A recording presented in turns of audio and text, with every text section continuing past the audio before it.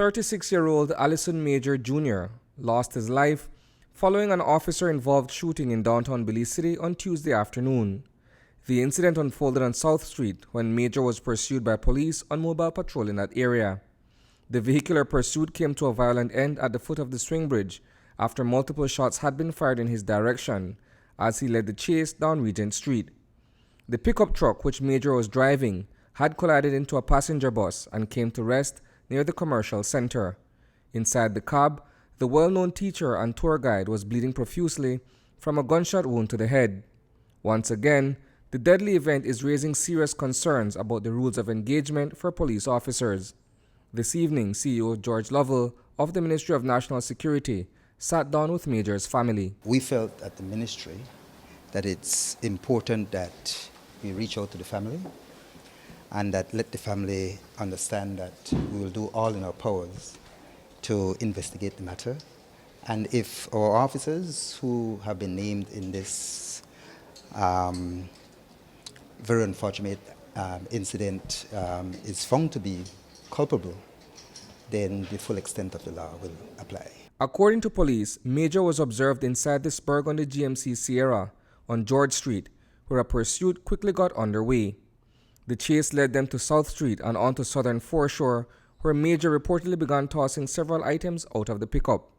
Thereafter, he proceeded into Regent Street, where he was being tailed by another police vehicle. They believe that he had suspected illegal drugs. As a matter of fact, I believe one parcel was thrown out of the vehicle and was retrieved by a police team. Notwithstanding the assertion that Major was seen disposing of the alleged contraband, did he pose an immediate threat to the pursuing officers that would have warranted such wanton and deadly gunfire? The only scenario that would prompt an officer to respond in that manner is if Allyson or an occupant in his vehicle were firing shots back at the police, and that would result in a shootout. Absolutely nothing of the sort took place. Imagine, Jules, just for 1 second, driving down South Street, 2 police vehicles pull up behind you and start shooting at you.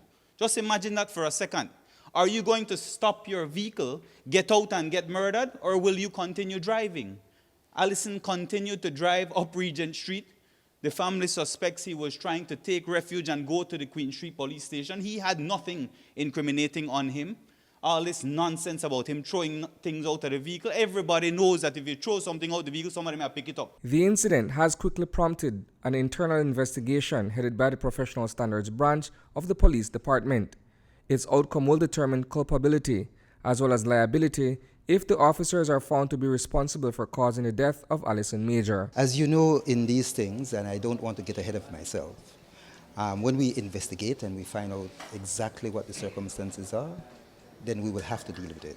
If it means that our people have acted in a manner, and I say if our people have acted in a manner where they should not act in that manner and cause the loss of Mr. Major's life, and the state is then at a point where they are held responsible, then the state will have to do right to the family. But that is little solace, if any, to a family that has lost their loved one in such a cruel manner. I've already advised the family based on the precedents that has been set with the young man that was murdered in the Keycocker police station, Mr. Sotz, that the likelihood is that the police department will charge with manslaughter. The DPP may choose to charge with manslaughter.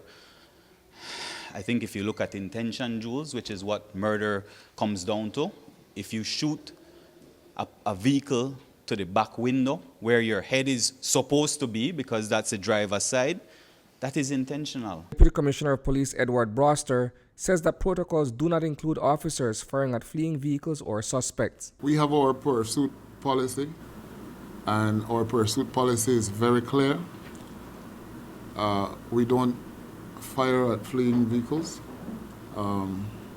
So we will be looking at all that, and like I said, we will do a thorough and fair investigation to assure the public confidence that we will deal with whoever needs to be dealt with and lay charges wherever it may need to be laid after the investigation is completed by the Professional Standards Branch and Criminal Investigation Branch. Reporting for News 5, I am Isani Cayetano.